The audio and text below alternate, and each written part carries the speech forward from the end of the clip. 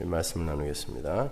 요한복음 17장 14절에서 19절까지의 말씀입니다. 요한복음 17장 14절에서 19절까지의 말씀 함께 봉독하시죠. 내가 아버지의 말씀을 저희에게 주었사오매 세상이 저희를 미워하였사오니 이는 내가 세상에 속하지 아니함 같이 저희도 세상에 속하지 아니함을 인함이니이다. 내가 비옵는 것은 저희를 세상에서 데려가시기를 위함이 아니요 오직 악에 빠지지 않게 보존하시기를 위함이니이다. 내가 세상에 속하지 아니함 같이 저희도 세상에 속하지 아니하였삼나이다. 저희를 진리로 거룩하게 하옵소서. 아버지의 말씀은 진리니이다. 아버지께서 나를 세상에 보내신 것 같이 나도 저희를 세상에 보내었고 또 저희를 위하여 내가 나를 거룩하게 하오니 이는 저희도 진리로 거룩함을 얻게 하려 함이니이다. 아멘. 오늘은 우리가 오늘 본문 말씀을 통해서 우리 신자의 삶의 본질, 그러니까 신자의 존재론입니다. 신자의 존재론에 대해서 좀 더 제가 구체적이고 집중적으로 설명을 해드리도록 하겠습니다.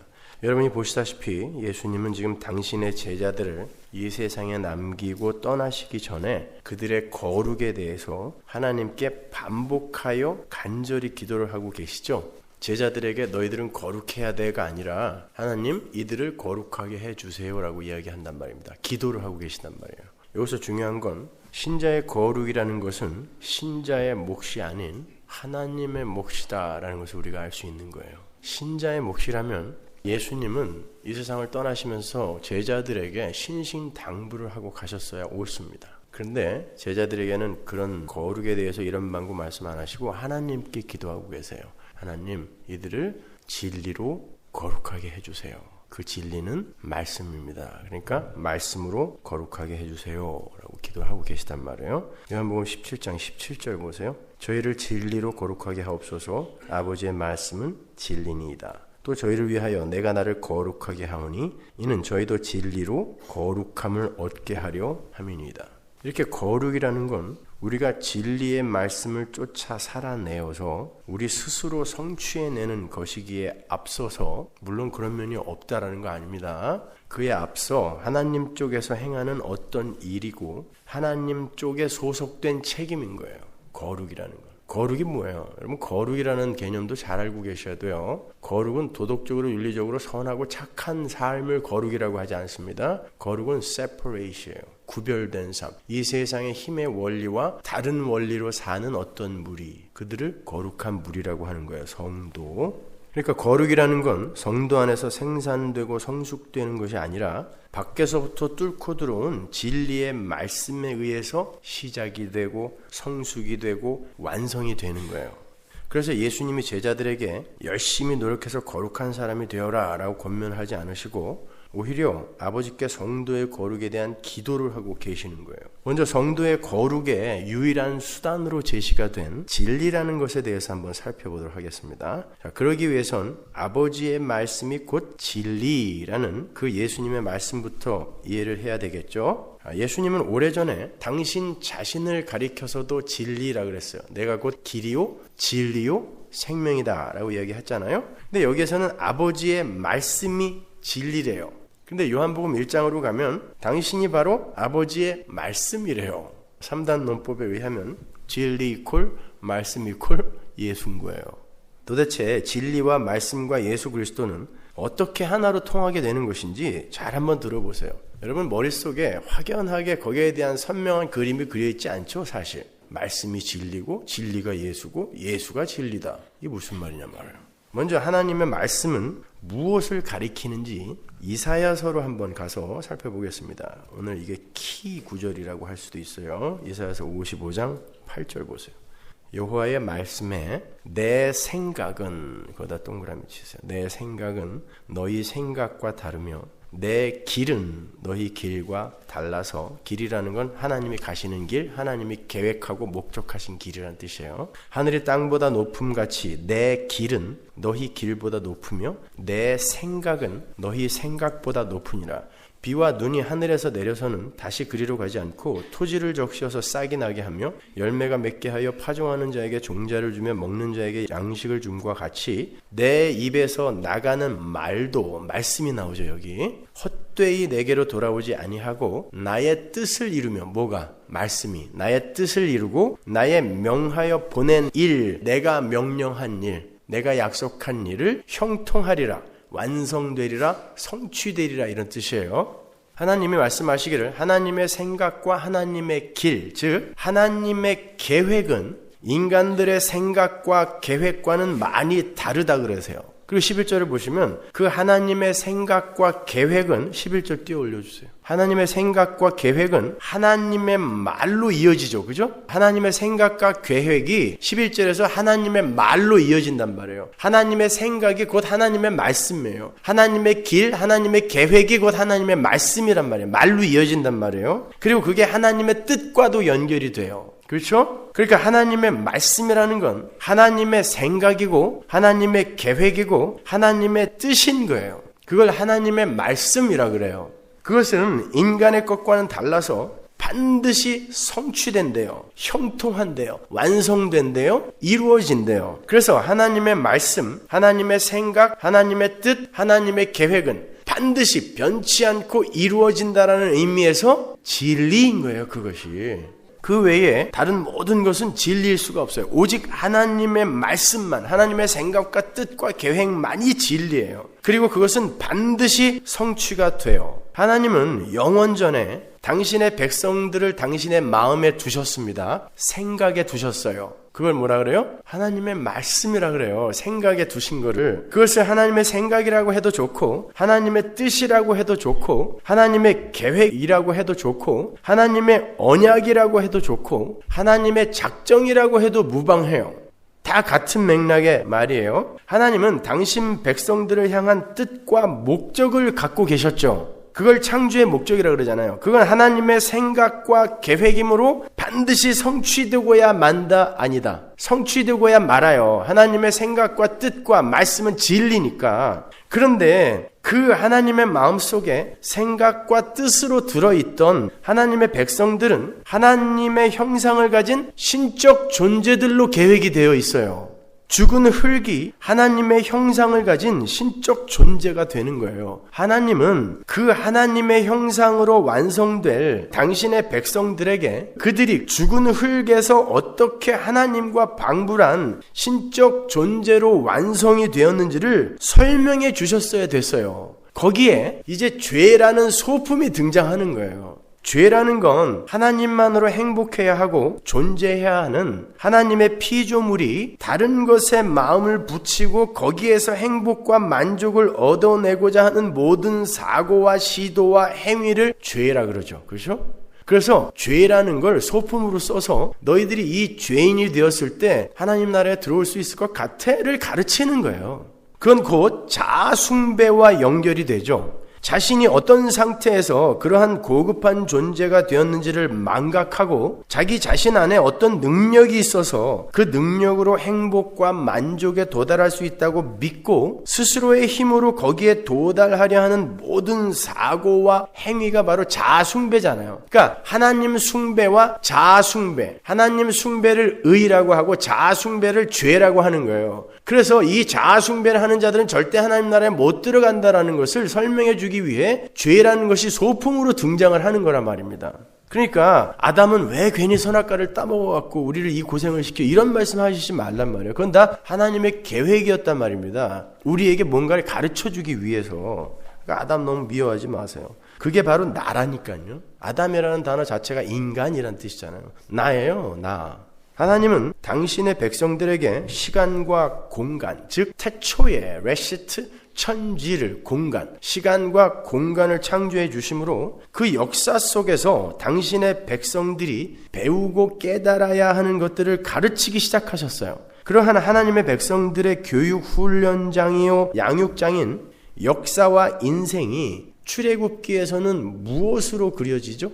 이 역사와 인생을 출애굽기에서는 광야 40년으로 그리고 있잖아요. 그러면 그 출애굽기의 광야 40년이 도대체 어떤 목적으로 주어진 것인지를 알면 우리 역사와 우리 인생의 목적이 무엇인지를 알 수 있겠죠. 보자고요. 신명기 8장 1절.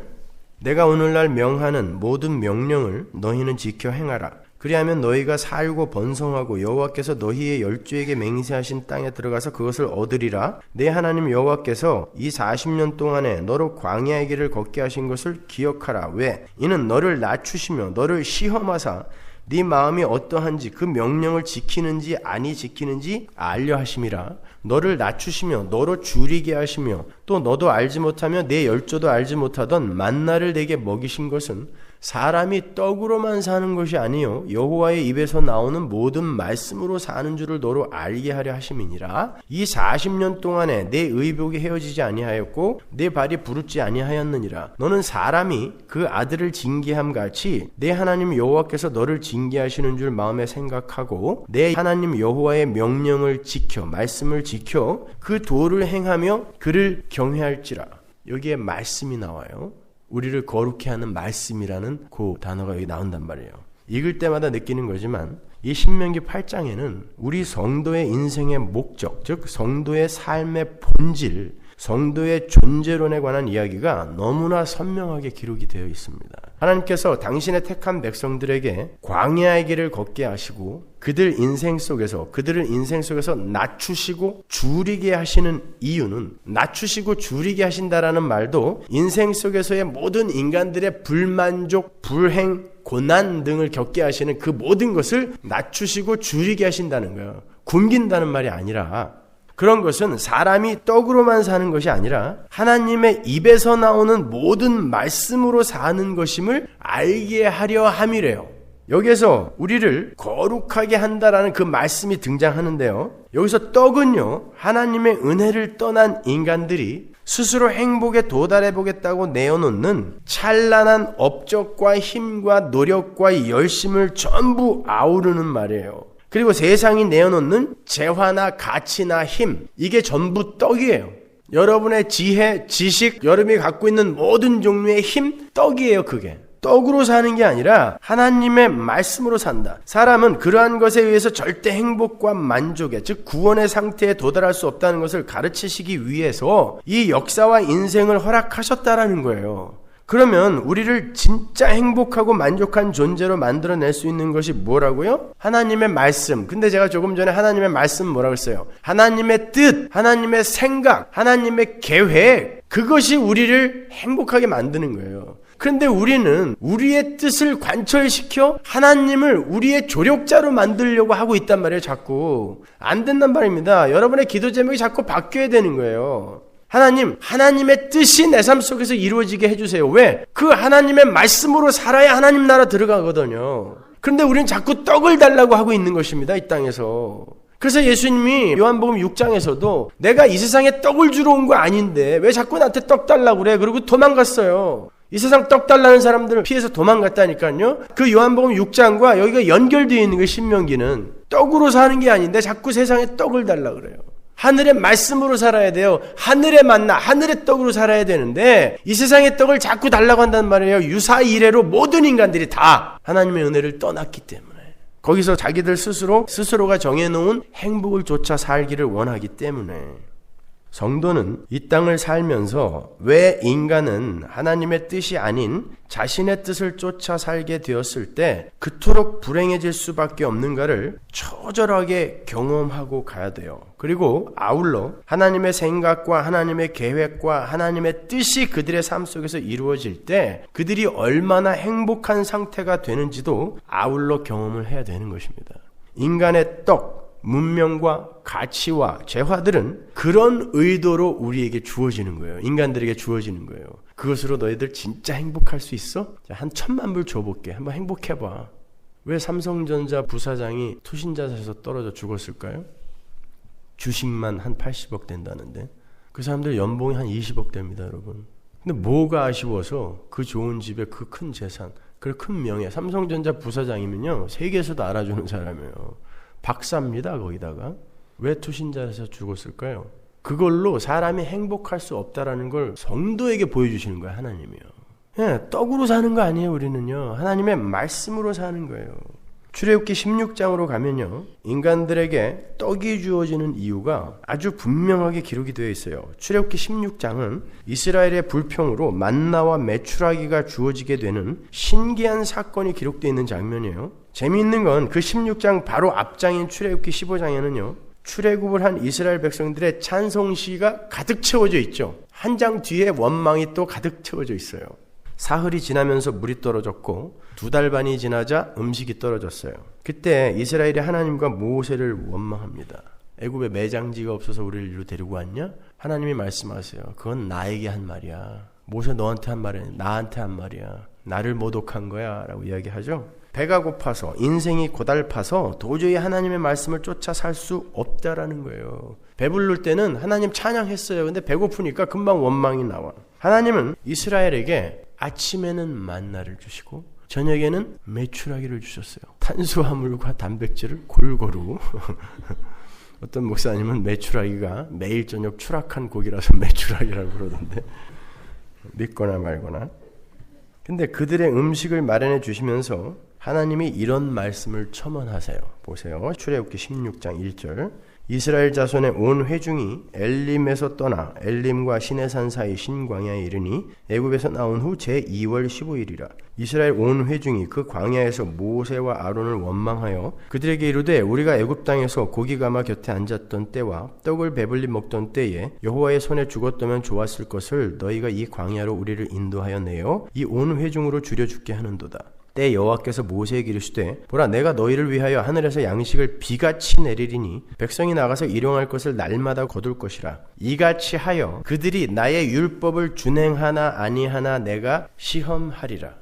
하나님께서 세상에 떡을 허락하시는 이유는 그들이 정말 환경이 좋아지고 배가 부르게 되면 하나님의 말씀, 하나님의 생각, 하나님의 뜻을 쫓아서 하나님이 주시는 참 행복에 도달할 수 있는지를 시험하기 위해 떡을 주셨다는 거예요. 만나와 메추라기를. 말이 시험이지 하나님은 절대로 이 인간은 환경이 좋아지고 배가 불러져도 하나님의 뜻대로 살 수 없다는 것을 확실하게 알고 계셨어요. 하나님이니까. 그럼 그게 무슨 시험이에요? 그 시험은 인간들에게 그들의 실존, 하나님의 은혜를 떠난 그들의 실존을 확인시켜주기 위한 시험이었던 거예요. 그러한 시험 속에 이스라엘의 삶이 실제로 어땠죠? 하나님은 40년 동안 단 하루도 만나와 메추라기를 빼먹은 날이 없었어요. 단 하루도 계속 주셨어요. 40년 동안. 근데 이스라엘은 금송아지 만들고 하나님 원망하고 뱀에 물려서 그냥 몰살을 당하고 하여튼 추악한 것은 다 내놨죠. 배부르게 먹게 해줬는데 어땠어요?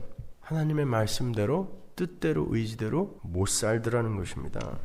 거기에서 이스라엘은 깨달아 알았어야 했어요. 하나님의 백성은 이 세상 그 어떤 떡으로도 하나님 나라에 도달할 수 없으며 오직 하나님의 계획과 집념과 뜻과 의지, 즉 하나님의 말씀에 이끌려 살 때 하나님 나라에 도달할 수 있음을 배워야 했던 거예요. 그들이 떡을 먹고 힘을 내서 그들 스스로의 힘으로 열심히 노력하고 연구하고 수련을 한다고 해도 하나님 나라는 그저 요원할 뿐이라는 것을 이스라엘은 거기서 배워야 했던 거예요.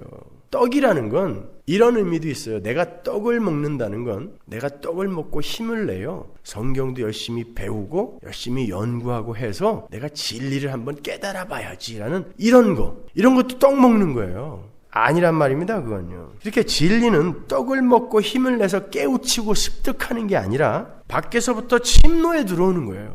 진리란 내가 습득하고 깨닫는 종류의 것이 아니라 하나님께서 그 시점에서 나에게 어떤 결정을 내리셨는가에 관한 문제인 거예요. 그래서 사람이 떡으로만 사는 것이 아니라 하나님의 말씀으로 사는 거라고 말씀하시는 거예요. 우리 측의 열심과 노력에 관한 것이 아니라 하나님의 집념과 결정과 의지가 곧 진리란 말입니다. 그게 말씀이란 말이에요. 하나님은 당신의 아들의 희생을 통하여, 다른 말로 하나님 자신의, 당신의 아들은 하나님이니까 하나님 자신의 손해와 희생을 통하여 당신의 백성들을 창조하고 완성하시기로 하셨어요. 작정하셨단 말입니다. 그게 하나님의 생각이고 하나님의 말씀이에요. 그걸 은혜라고 그러죠. 그러한 하나님의 생각과 뜻과 계획을 말씀이라고 그러잖아요. 그래서 그 하나님의 뜻대로 그 뜻을 시행하기 위해 이 땅에서 가시적으로 진짜 십자가를 지고 죽음으로 말미암아 하나님의 백성들이 창조되는 그런 어떤 상징적인 것들을 시행하기 위해 하나님의 뜻을 시행하기 위해 오신 그분을 하나님의 말씀이라고 하는 거예요. 이해가 가세요? 아무것도 아닌 것 같지만 여러분이 요한복음을 잘 이해하기 위해서는 그 개념을 모르고는 요한복음을 전체적으로 풀리 이해를 할 수가 없어요. 예수님이 왜 하나님의 말씀이라고요? 하나님의 뜻, 계획, 생각을 성취하러 이 세상에 오신 인간의 몸을 입고 이 세상에 죽으러 오신 그분이기 때문에 그 뜻을 성취하러 오신 분이기 때문에 그분이 말씀인 거예요. 그리고 그건 반드시 이루어질 것이기 때문에 그분이 진리인 거란 말입니다. 자, 말씀, 진리, 예수가 어떻게 등식으로 연결이 되는지 아시겠죠? 요한복음 1장 1절로 가볼게요. 태초에 말씀이 계시니라. 이 말씀이 하나님과 함께 계셨으니 이 말씀은 곧 하나님이시니라. 말씀이 육신이 되어 우리 가운데 거하심에 우리가 그 영광을 보니 아버지의 독생자의 영광이요 은혜와 진리가 충만하더라. 자, 말씀이 육신이 됐다. 또 태초에 말씀이 계셨다. 그 말씀은 하나님이다. 이 개념들이 이제 이해가 가시죠? 확실히 그 하나님의 말씀, 진리가 한치의 오차도 없이 하나님의 계획대로 성취가 되었어요. 하나님의 집념과 의지와 판단과 생각과 뜻에 의해서 우리는 거룩하게 되었고 거룩하게 되어가고 있고 비로소 자유를 얻게 된 거고 자유를 얻고 있어요. Already not yet. 그래서 주님은 진리가 말씀이 너희를 자유케 하리라 라고 이야기하신 거예요. 요한복음 8장 28절로 갑니다. 이에 예수께서 가라사대 너희는 인자를 든 후에 내가 그인 줄을 알고 또 내가 스스로 아무것도 하지 아니하고 오직 아버지께서 가르치신 대로 이런 것을 말하는 줄도 알리라. 나를 보내신 이가 나와 함께 하시도다. 내가 항상 그의 기뻐하시는 일을 행함으로 나를 혼자 두지 아니하셨느니라. 이 말씀을 하심에 많은 사람들이 믿더라. 그러므로 예수께서 자기를 믿은 유대인들에게 이르시되 너희가 내 말에 거하면 내 말을 믿으면 이런 뜻이죠. 참 내 제자가 되고 진리를 알지니 진리가 너희를 자유케 하리라. 예수님의 말에 거하면 즉 예수님의 말씀을 믿고 쫓으면 하나님의 말씀대로 그 뜻대로 살게 되면 그는 자유케 된다라는 거예요. 근데 그 뜻대로 우리가 자꾸 안 살기 때문에 이렇게 구속이 되어 있는 거예요. 이 땅에. 하나님의 뜻대로 살아 하나님의 생명력을 부여받아 이 세상에서 하늘의 삶을 문득문득 맛보며 사는 게 우리여야 되는데 우리 뜻대로 살기로 하고 하나님의 그 생명력을 차단당한 채 이 땅에 갇혀있는 상태, 그걸 땅지 감옥 해서 지옥이라고 하는 거예요. 그래서 여러분의 삶이 간혹 지옥인 것입니다. 하나님의 뜻대로 살지 않고 내 뜻대로 내 의견을 관철시키고 살고 싶어서 그렇게 불행한 거예요. 마치 거기 가면 무슨 대단한 행복이라도 있는 것처럼 지금 착각하고 있는 거예요. 여러분의 오랜 소원, 진짜 그것만 이루면 나는 이 세상에서 가장 행복한 사람이 될 것 같았던 그 소원 이루어졌을 때 어땠어요? 너무 허탈하지 않아요? 근데 우리는 이 지옥에 갇혀서 자기들의 뜻을 버리지 못함으로 말미암아 지옥을 살고 있는 거예요. 자유가 우리에게 주어졌는데도 불구하고. 그래서 하나님의 말씀이 우리를 자꾸 침노에 들어와서 우리를 거룩하게 자유하게 만들어내는 거예요. 이 세상에서 뽑아내는 게 자유잖아요. 죄의 세상에 갇혀있는 게 속박이고 구속이고, 그리고 이 세상에서 뽑혀 나오는 걸 거룩이라고 하니까 하나님의 말씀이 우리를 거룩하게 자유하게 만드는 거예요. 그래서 여러분에게 계속해서 말씀이 떨어져야 되는 거예요. 여러분이 이 세상을 어떻게 하면 행복하고 어떻게 하면 이 세상에서 인기 있고 사람들에게 좋은 평가를 받으며 살 것인가에 관한 정보가 떨어져서는 안 돼요. 강대상에서는 하나님의 말씀만 떨어져야 되는 거예요. 예수님은 아버지의 말씀대로만 사셨죠. 그래서 예수님이 그래요. 나는 아버지가 시키는 말만 했고 아버지가 시키는 일만 했다. 바보도 아니고. 왜 그래요? 그게 하나님 나라 백성의 삶이기 때문에 그래요. 그리고 그게 바로 말씀을 좇아 사는 거예요. 그리고 그게 바로 말씀으로 사는 거예요. 말씀으로 이 땅에 오신 예수가 말씀으로 산 거예요. 그리고 그 삶 자체가 진리예요. 우리에게 그 삶이 요구되는 것입니다. 성도의 성화는 그 지점으로 끌려가는 거예요. 여러분이 원하는 것들이 마구 들어지고 여러분이 이 세상에서 무슨 대단한 도덕적, 윤리적 업적을 성취하는 게 성화가 아니란 말입니다. 오히려 여러분이 부인되는 거예요. 이 우주의 역사는 하나님의 장중에 갇혀 있어요. 장중은 손바닥 아니란 뜻입니다. 하나님의 장중에 갇혀 있어요. 이 장중에서 벗어나서 우발적으로 우연적으로 일어날 수 있는 사건이나 사고 하나도 없습니다. 전부 하나님의 장중 안에서 일어나는 거예요. 어떤 분은 더 열받죠. 아니, 하나님 손 안에서 지금 나에게 이런 일이 일어나고 있단 말이야? 네, 맞아요. 하나님의 장중 안에서 일어나는 것입니다. 천지도 하나님의 말씀으로 창조가 되었고요. 그 천지 속에서 교훈되고 가르쳐지는 하나님 나라도 말씀으로 창조가 되었어요. 그런데 그 속에서 이 세상의 떡으로 행복과 만족에 구원에 도달하려 하는 시도들을 하고 있는 것이 바로 멸망의 자식들인 거예요. 하나님은 그렇게 이 세상의 떡에 마음을 모두 빼앗기고 있는 당신의 택한 백성들의 삶 속으로 침투해 들어가셔서 그들의 삶에 직접적으로 개입을 하시고 섬세하게 인도를 하세요. 그게 말씀으로 우리에게 다가오신 하나님의 삶이에요. 하나님은 당신의 말씀으로 개개인의 삶에 직접적으로 간섭을 하세요. 침 삼킬 동안도 놔두지 않고 직접적으로 간섭을 하세요. 그런데 그러한 하나님의 간섭은 거의 대부분 우리의 뜻과 반대가 되는 쪽으로 우리를 끌고 갑니다. 때때로 여러분이 하나님이 내 삶을 뭘 간섭을 해? 내가 아무리 죄를 져도 하나님 나 징계 안 하던데? 하나님이 놔두어 보시는 거예요. 그 죄가 너를 어떻게 파괴하는지 경험해 보라고. 간섭하지 않는 게 아니라 그게 하나님의 간섭이에요. 그런 간섭이 우리의 삶에 침 삼킬 동안도 끊어지지 않고 계속해서 쫓아다닌단 말입니다. 왜냐하면 우리는 항상 이 세상의 떡에다가 집중을 하고 있는 반면에 하나님은 우리에게 모든 것은 하나님의 뜻대로 움직이며 그 뜻대로 되어지는 것이 복이라는 것을 가르치셔야 하기 때문에 우리의 뜻이 수시로 기각이 되는 거예요. 수시로 기각이 되는 거예요. 그러나 그 삶이 바로 복된 삶입니다. 여러분의 기도가 너무 잘 응답이 되면 여러분은 지금 여러분의 뜻대로 사는 분이지 하나님의 말씀에 의해 끌려가는 사람 아니에요. 저처럼 5만 번 기도해서 한 2번 응답받으면 그걸로 족한 거예요. 시편 105편 5절로 가볼게요. 그 종 아브라함의 후손 곧 택하신 야곱의 자손 너희는 그의 행하신 기사와 그 이적과 그 입의 판단을 기억할지어다. 판단은 결정이에요. 하나님이 결정하신 거 그거 기억하라는 거예요. 7절 그는 여호와 우리 하나님이시라 그의 판단이 온 땅에 있도다. 어디에? 온 땅에 하나님의 결정이 이미 내려져 있단 말입니다. 그게 말씀에 이끌려가는 온 우주인 거예요.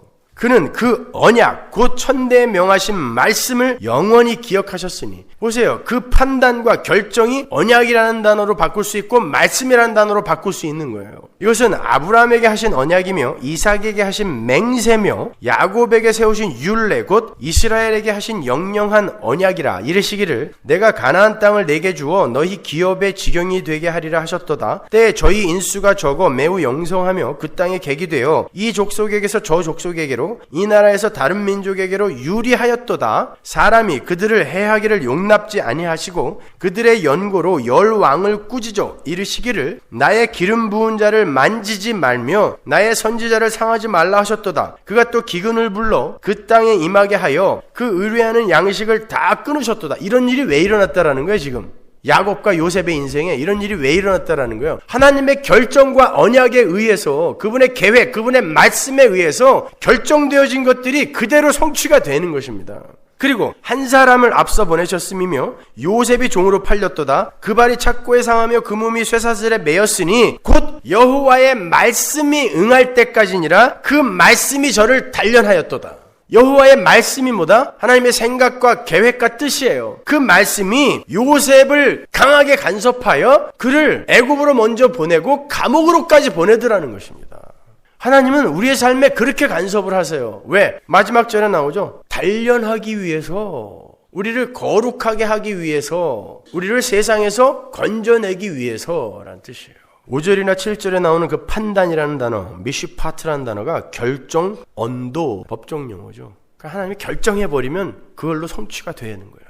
그러니까 하나님의 뜻대로 살아야 돼요, 우리는. 자꾸 우리가 우리의 생각을 내어놓고 내 뜻을 관철시키려고 하면 그만큼 돌아가는 것이고 그만큼 고통을 당하게 되어 있습니다. 그러니까 항복하라고 하는 거예요, 하나님이 계속해서.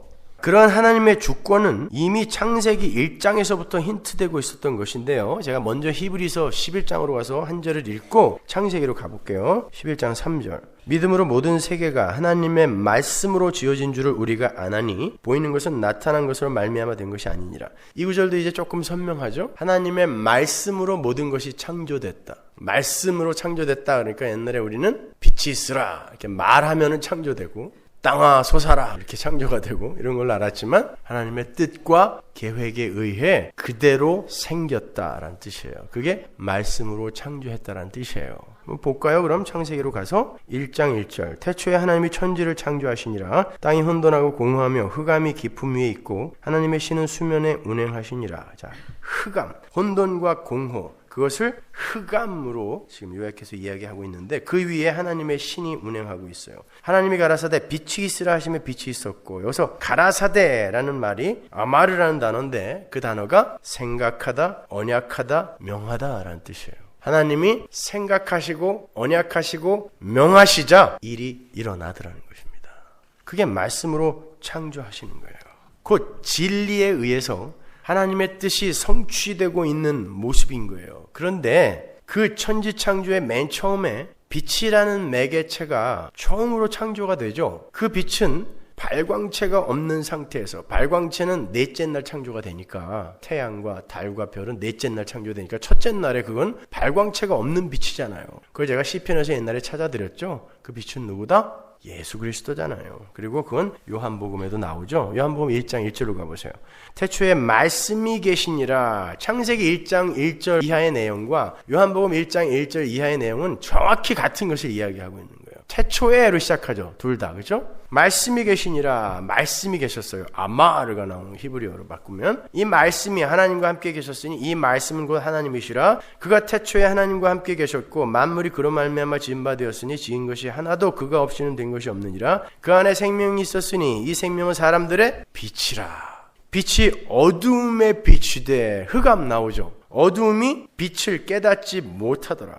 빛은 바로 예수님이에요. 그런데 창세기의 내러티브대로 하면은 빛이 생기고 그 빛에 의해 모든 것이 창조가 됐어요. 스트럭처가 생기고 혼돈뿐인 그곳에 no structure, there's no structure였는데 스트럭처가 생겼어요. 첫째 날, 둘째 날, 셋째 날, 그리고 넷째 날, 다섯째 날, 여섯째 날 공허가, emptiness가 채워지잖아요. 그 빛에 의해서, 그 빛의 매개로 그게 창조가 되는 거거든요. 근데 요한복음의 내러티브로 돌아오면 어때요? 어두움이 빛이 왔는데 못 알아보더라는 거예요. 그럼 그 요한복음의 내러티브 안에는 어떤 것이 지금 숨어 있는 걸까요? 어두움이 지금 이 빛을 못 알아보는 것 같지, 그러나 이 빛은 반드시 이 어둠을 몰아낸다, 그 이야기를 하고 있는 거예요. 그러니까 창세기하고 요한복음을 같이 연결하여 읽지 못하면 둘 다 어설퍼지는 거예요. 해석이요. 요한복음은 빛이 하나님이 말씀하시고 계획과 생각을 가지시고 빛이 그분의 말씀의 역할을 하시는 빛이 오셔서 천지가 완벽하게 창조가 되고 보시기에 아주 심히 좋았더라라는 상태로 끝나는 것처럼 우리 흑암뿐인 어두움뿐인 우리 이 죄인들의 새 창조 또한 그렇게 반드시 완성되고 말 것이다를 보여주는 거예요. 요한복음 1장의 내러티브 속에 그것이 담겨 있는 것입니다.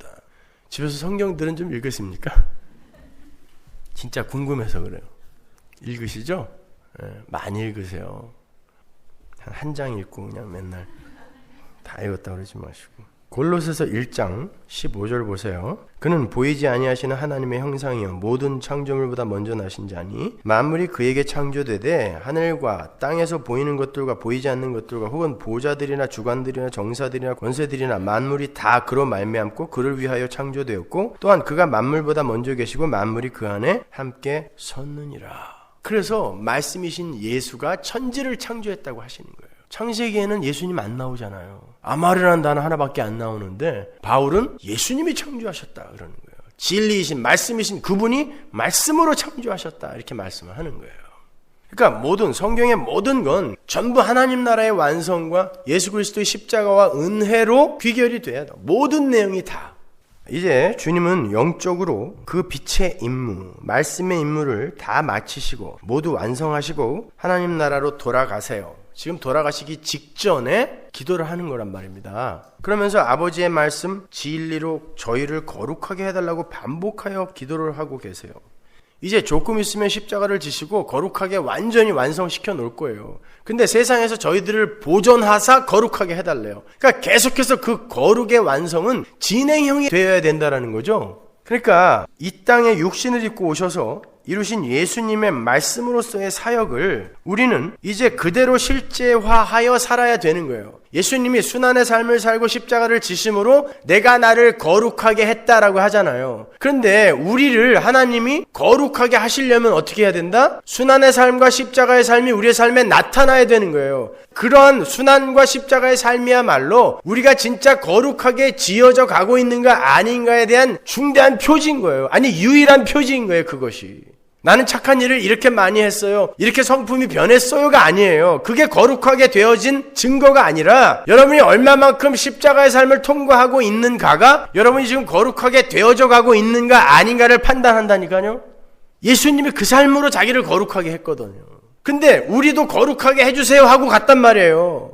우리한테 물어보지도 않고. 그래서 하나님이 우리를 거룩하게 하셔야 돼요. 지금 아들이 기도했기 때문에. 아들도 하나님이에요. 하나님의 기도, 하나님의 뜻은 완전히 성취가 돼야 된다 아니다. 돼야 돼요. 그렇기 때문에 여러분은 자기 부인과 순환과 십자가의 삶을 반드시 살게 되어 있어요. 그게 거룩하게 되어져가는 유일한 길이기 때문에. 여러분 보세요. 우리는 이미 거룩하게 됐습니다. 고린도전서로 한번 가보세요. 1장 30절. 너희는 하나님께로부터 나서 그리스도 예수 안에 있고 예수는 하나님께로서 나와서 우리에게 지혜와 의로움과 거룩함과 구속함이 되셨으니.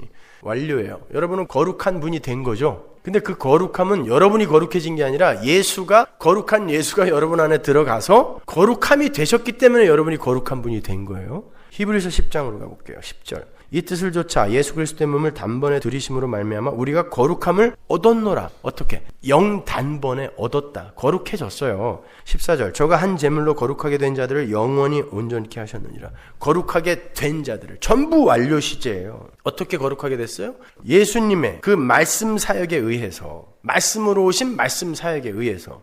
그런데 예수님이 떠나시면서 말씀으로 진리로 우리를 거룩하게 해달라고 그리고 보존해달라고 기도를 한단 말입니다. 그러니까 당연히 우리의 삶 속에서 예수의 삶이 나오는 거예요. 그래서 바울이 그러죠. 우리가 예수를 십자가에 죽인 그 예수의 죽음을 우리의 삶에 짊어짐은, 그 말이 뭐라 그랬어요?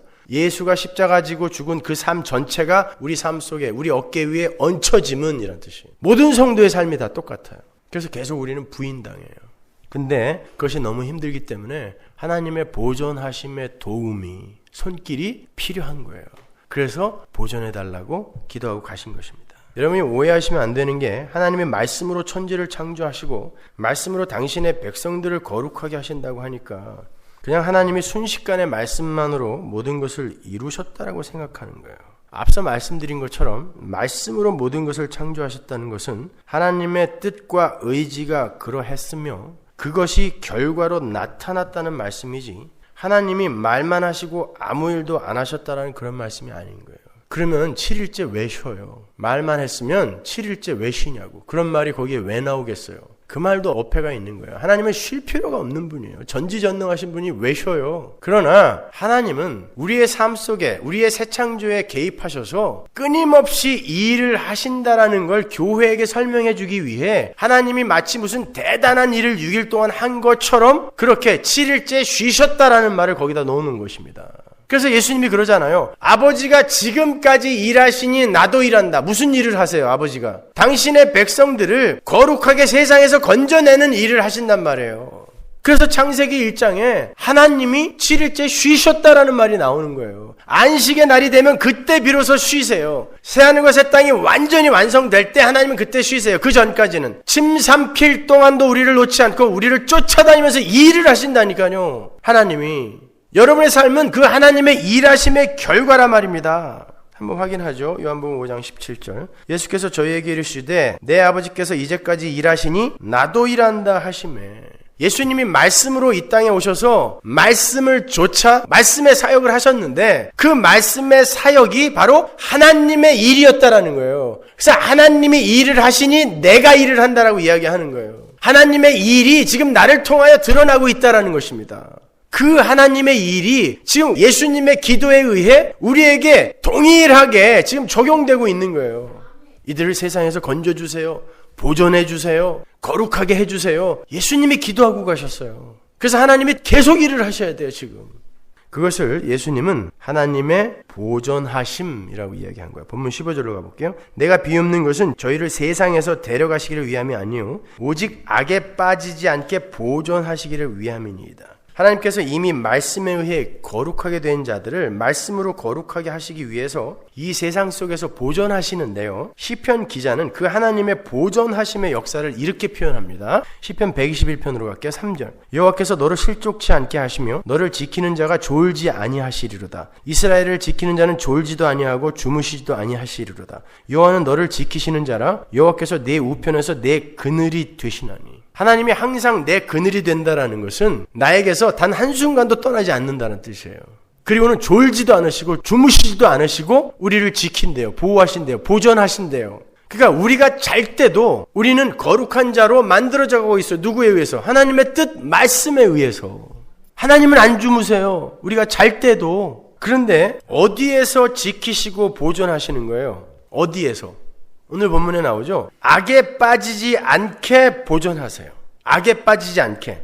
하나님은 졸지도 않고 주무시지도 않으면서 당신들의 백성이 악에 빠지지 않게 보존하시는데 그게 당신의 백성을 당신의 거룩한 나라로 완성해내시는 하나님의 일이에요. 그러니까 세상 나라 속에서 하나님 나라를 지키는 거예요. 이 나라가 세상 나라에 흡수되지 않게 하나님 나라를 지키고 보존하는 건데 그 악이 무언지가 예레미야서로 가면 나와요. 정확하게 나옵니다. 예레미야서 2장 17절이요. 내 하나님 여호와가 너를 길로 인도할 때에 네가 나를 떠남으로 이를 자취함이 아니냐. 하나님 여호와가 나를 인도하는데 내가 하나님을 떠나서 이를 자취했대요. 그 인도를 떠나서 자취했대요. 뭐를? 네가 시홀의 물을 마시려고 애굽 길에 있으면 어찌미며 또 그 하수를 마시려고 아수르 길에 있으면 어찌미뇨. 네 악이 너를 징계하였고 내 패역이 너를 책할 것이라. 그러니까 하나님의 인도를 떠나 지 뜻대로 간 것을 악이라 그래요. 그런즉 내 하나님 여호와를 버림과 내 속에 나를 경외함이 없는 것이 악이요 고통이라. 하나님을 버리고 하나님을 경외하지 않고 지가 지를 우상 삼아서 지 뜻대로 사는 걸 악이라 그래요. 그러면 거기에서 악에 빠지지 않게 보존해달라고 예수님이 지금 기도하시는데 그럼 악에 빠지지 않게 보존해달라는 건 어떻게 해달라는 거예요? 지 뜻과 야망 비전은 다 부셔버리시고 하나님의 뜻대로 살게 아주 자근자근 밟아주세요라는 뜻이에요.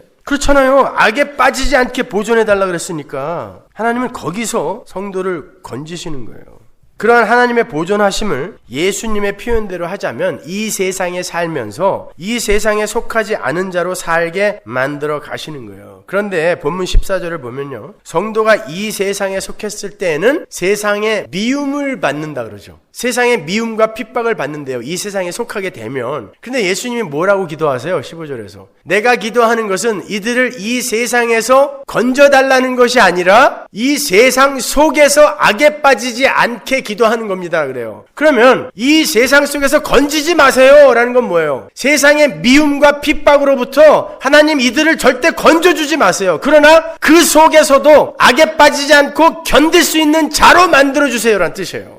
그게 세상에서 건지지 말라는 뜻이란 말입니다. 금방 위에서는 세상에서 이들은 미움을 받게 될 거예요. 핍박을 받게 될 거예요 라고 이야기해놓고 바로 밑에서 하나님 이들을 절대 세상에서 건지지는 마세요. 단지 악에 빠지지 않게만 보존하세요. 세상이 그들을 강력한 힘으로 공격을 할 터인데 그때 대다수의 인간은 전부 세상에게 항복하여 그 세상의 힘의 원리를 쫓아 자기를 우상삼아 살게 될 거예요. 그러나 하나님의 백성은 내게 주신 당신의 백성은 절대 그 세상 속에서도 악에 빠지지 않게 보존해 주세요. 왜요?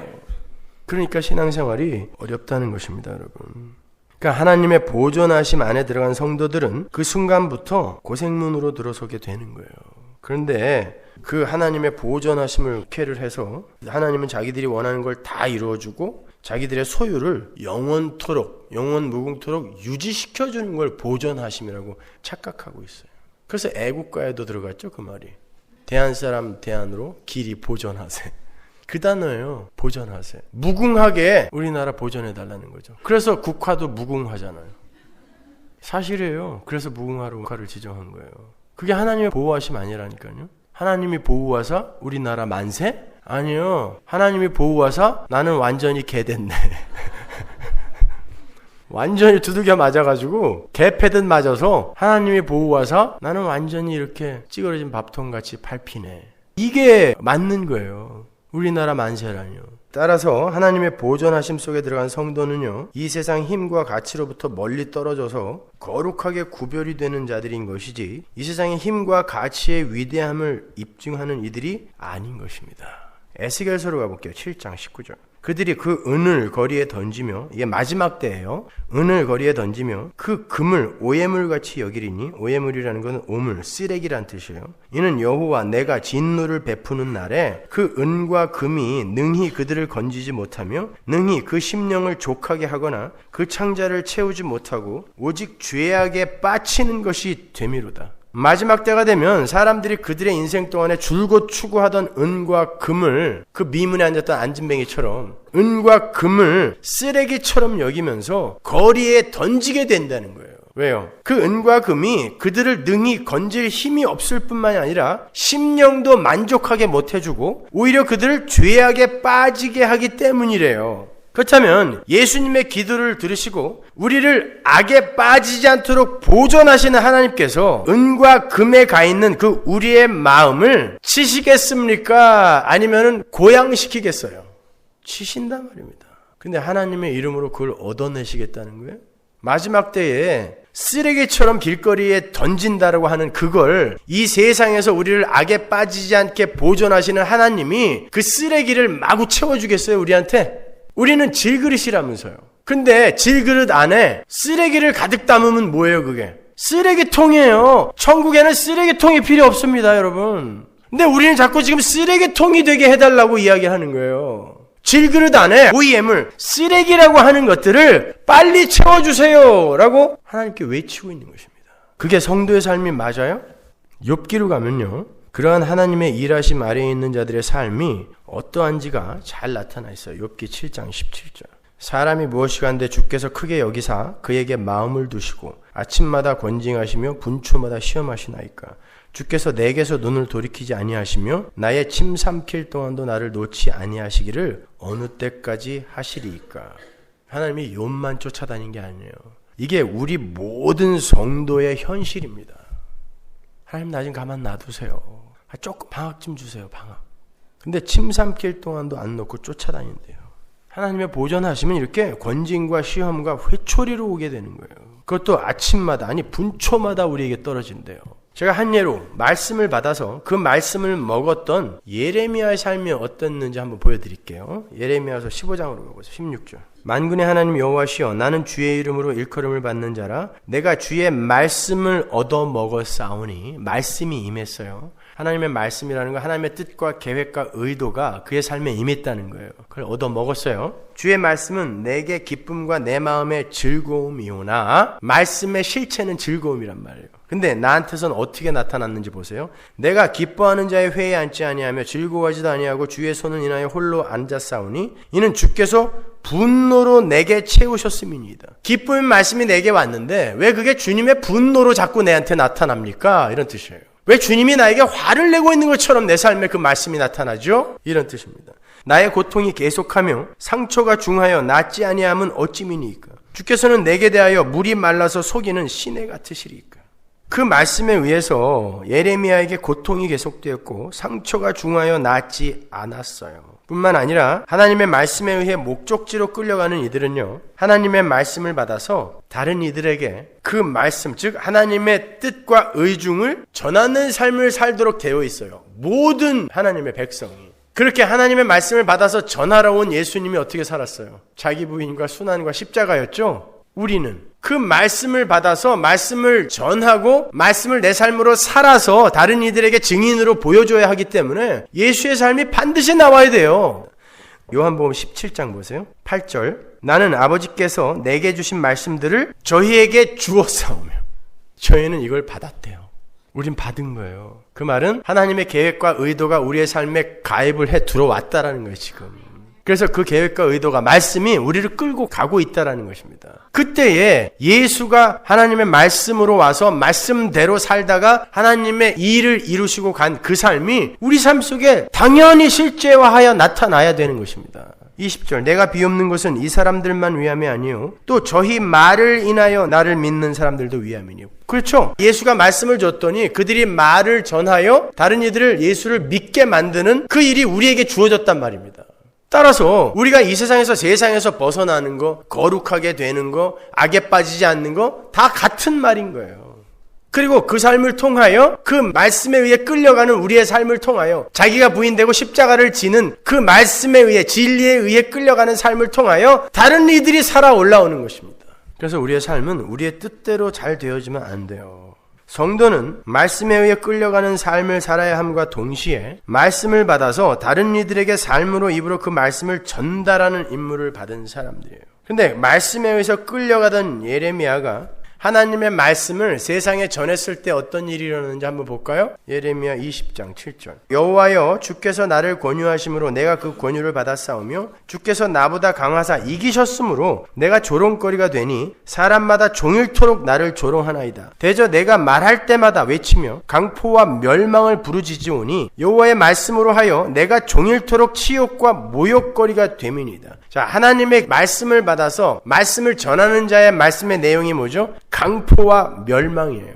너희 이제 다 죽었어. 그리고 너희들은 죄인이야. 강포. 악한 놈들이야. 이게 말씀의 전부예요. 그러니까 당연히 세상은 그를 미워해요. 조롱합니다. 내가 종일토록 치욕과 모욕거리가 됨이니이다. 내가 다시는 여호와를 선포하지 아니하며 그 이름으로 말하지 아니하리라 하면 결심하면 나의 중심이 불붙는 것 같아서 골수에 사무치니 답답하여 견딜 수 없나이다. 나는 무리의 비방과 사방의 두려움을 들었나이다. 그들이 이르기를 고소하라 우리도 고소하리라 하오며 나의 친한 벗도 다 나의 타락하기를 기다리며 피차 이르기를 그가 혹시 유혹을 받으리니 우리가 그를 이기어 우리 원수를 갚자 하나이다. 여기 7절에 권유라는 단어가 파타라는 단어인데 유혹하다, 속이다, 설득하다라는 단어예요. 오죽하면 예레미야가 나 하나님한테 속았습니다 그러는 거예요. 나 하나님한테 속았어요. 이럴 거면 나 하나님 말씀 안 전했어요. 나 하나님한테 속았어요. 근데 어떻게 내가 말씀을 받고 나니까 나 이제 다시는 하나님 말씀 안 전해야지. 그럴 때마다 내 속이 뒤집어져서 답답하여 안전하고는 못 견딜 정도로 하나님이 또 그렇게 만들어 버리셔요. 근데 그 삶이 반복되면 반복될수록 조롱과 멸시가 계속 나에게 닥쳐요. 그리고 세상 사람들이 너는 혹시 실수 안 하나 보자 그러고 고소를 하려고 요게 무슨 실수를 하나 찾고 있다라는 거예요. 환장하는 거예요 이게.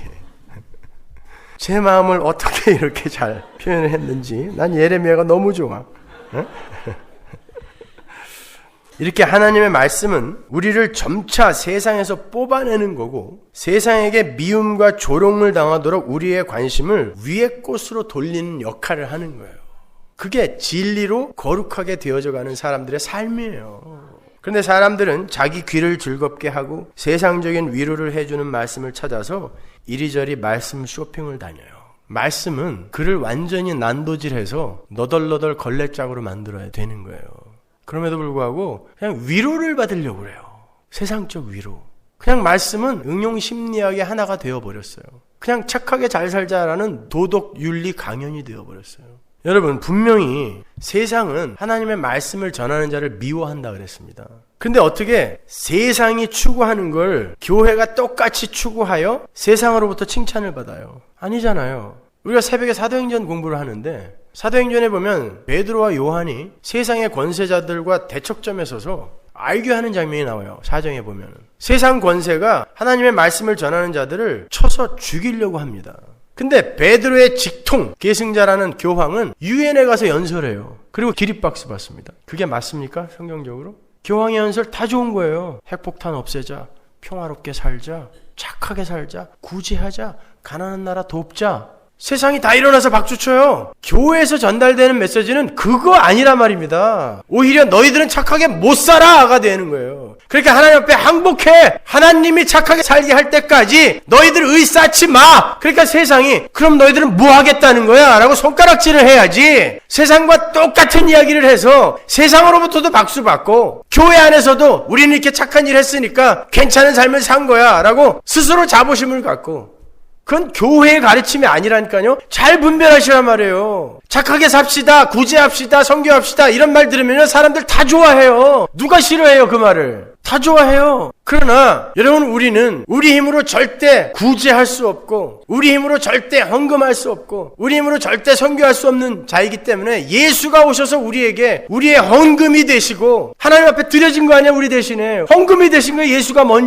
예수가 먼저 선교사가 되시고, 예수가 먼저 구제 빵이 되셔서 죽어야 할 자들에게 먹혔습니다. 그 앞에서 우리의 무력함을 인정하고 진짜 그 복음이 완전히 내 안에서 예수가 나를 살게 될 때에, 그때 하나님이 행하시는 그 선한 삶, 그거 한번 살아봅시다. 그러면 사람들이 난 뭐 하라는 거야? 되게 기분 나빠요. 그걸 인본주의라고 그래요. 자존심을 못 꺾는 것입니다. 여러분은 십자가 앞에서 자꾸 오징어 포처럼 납작해져야 돼요. 복음에 의해 납작하게 부인되어져야 됩니다. 그 속에서 예수의 삶이 나오는 거예요. 이렇게 삽시다, 저렇게 삽시다. 어떻게 교계신문하고 세상신문하고 연합이 되어서 교계신문을 세상신문이 칭찬해주고 세상신문을 교계신문이 지원해주고, 가능한 일입니까 이게? 성경의 논리로 그게 가능한 거냐고요. 생각대로 좀 하세요 여러분. 여러분, 양심에 맞게 양심대로 사는 걸 선이라고 합니까? 양심은 뭐라 그래요? 로마서에서 우리 안에 심은 율법이라고 그러죠. 그 양심대로 율법대로 사는 걸 예수님이 독사의 새끼라고 그랬습니다. 여러분은 양심을 쫓아 사는 게 아니에요. 우리 모두는 양심에 화인 맞은 인간들입니다. 그래서 예수가 이 땅에 오셔서 우리를 위해 죽을 수밖에 없는 그런 존재, 하나님의 은혜를 떠난 존재는 전부 그런 존재예요. 양심을 쫓아 사는 게 아니라 나는 왜 이렇게 양심도 없는 인간일까를 폭로당하는 게 성숙이라고 하는 거예요. 오히려 그때에 진짜 하나님의 법, 이웃을 사랑하고 하나님을 사랑하는 진짜 하나님의 법이 내 안에서 실행이 되는 것이지, 우리가 양심대로 살아, 양심 냉장고 주고 뭐 이러면서 세상을 계몽하고 계도하여 살기 좋은 세상을 만들자, 이건 성경적 관점이 아닌 거예요. 그렇게 사람들은 그냥 하나님의 말씀을 세상적 위로를 주는, 그리고 나의 가치를 좀 더 높여주는 그냥 그러한 것, 위로의 말 정도로만 여겨요. 그래서 진짜 내 가슴을 비수로 찌르는 말씀이 떨어지면 오래 못 견딥니다. 계속 후벼 파거든요. 찔른데 또 찌르고 찔른데 또 찌르고 그러니까 너무 아파요. 듣기 좋은 소리도 3-4번이라는데 듣기 싫은 얘기를 300번을 하냐? 못 견디는 것입니다, 여러분. 그러나 우리는 그렇게 계속해서 부인되어져야 돼요. 하나님은 그렇게 하나님의 말씀을 경홀히 여기는 자들을 가리켜 그냥 연예인을 찾듯 말씀을 찾는 자라고 일가를 하세요. 연예인을 찾듯. 그리고 그런 자들은 하나님의 말씀을 들어도 그냥 연예인들이 부르는 노래 정도로 그렇게 여긴다 그래요. 제 말이 아니에요. 성경에 나와 있어요. 에스겔서로 가보세요. 33장 30절. 인자야, 네 민족이 담 곁에서 와 집 문에서 너를 의논하며 각각 그 형제로 더불어 말하여 이르기를, 자, 가서 여호와께로부터 무슨 말씀이 나오는가 들어보자 하고, 백성이 모이는 것 같이 내게 나오며 내 백성처럼 내 앞에 앉아서 내 말을 들으나, 내 백성처럼 앉아서 들으나 그대로 행치 아니하니. 그대로 행치 아니한다라는 것은 그 삶 속에서 십자가의 삶, 자기 부인의 삶이 안 나온다라는 거예요. 그걸 거부한다라는 거예요. 이는 그 입으로는 사랑을 나타내어도 마음은 이 욕을 쫓음이라. 그들이 너를 음악을 잘하며 고운 음성으로 사랑의 노래를 하는 자같이 여겼나니 내 말을 듣고도 준행치 아니하거니와 그 말이 응하리니 응할 때에는 그들이 한 선지자가 자기 가운데 있었던 줄을 알리라. 그렇죠? 가수같이 연예인같이 목사를 보는 사람들이 있다니까요. 아주 걱정이에요, 저는. 저를 그렇게 볼까 봐. 그런 인간들이 전혀 안 변해요. 대화를 나눠보면은 똑같아, 옛날하고. 저를 그냥 연예인으로 보는 거예요? 나오잖아요. 음악을 잘하며 고운 음성으로 사랑의 노래를 하는 자같이 여겼나니? 성경에 나오는 이야기예요, 이게. 말씀에는 관심이 없고 그냥 자기가 듣고 싶은 이야기만 듣는 거예요. 좋은 음악 듣는 것처럼. 그들이 어떻게 십자가의 삶, 자기 부인의 삶을 살아낼 수가 있겠습니까, 여러분?